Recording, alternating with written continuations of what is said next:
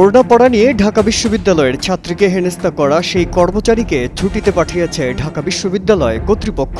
একই সঙ্গে ঘটনার তদন্তে ৩ সদস্য বিশিষ্ট কমিটি গঠন করেছে প্রশাসন। ৭ মার্চ ঢাকা বিশ্ববিদ্যালয়ের সহকারী প্রক্টর ডক্টর রফিকুল ইসলাম ঘটনার সত্যতা নিশ্চিত করেছেন।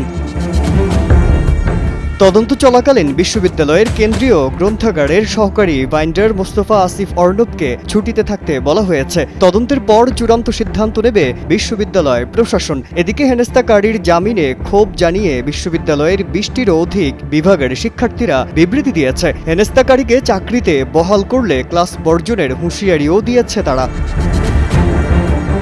দ্রুত সময়ের মধ্যে তদন্ত প্রতিবেদন জমা দেওয়ার জন্য কাজ শুরু করেছে প্রশাসন, একথা জানিয়েছেন সহকারী প্রক্টর ডক্টর রফিকুল ইসলাম। বলেন, তদন্ত প্রতিবেদন সাপেক্ষে বিশ্ববিদ্যালয়ের সিন্ডিকেট অভিযুক্ত কর্মচারী মোস্তফা আসিফ অর্ণবের বিষয়ে পরবর্তী ব্যবস্থা নেবে।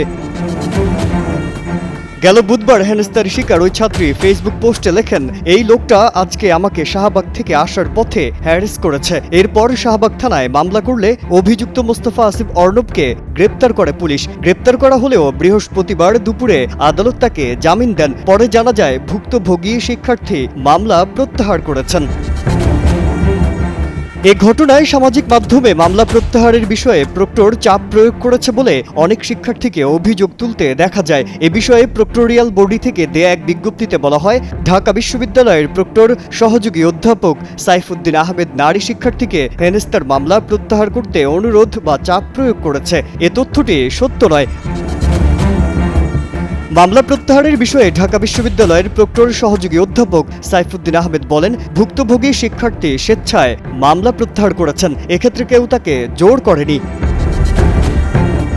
মাজহারুল আলম, কালের কণ্ঠ।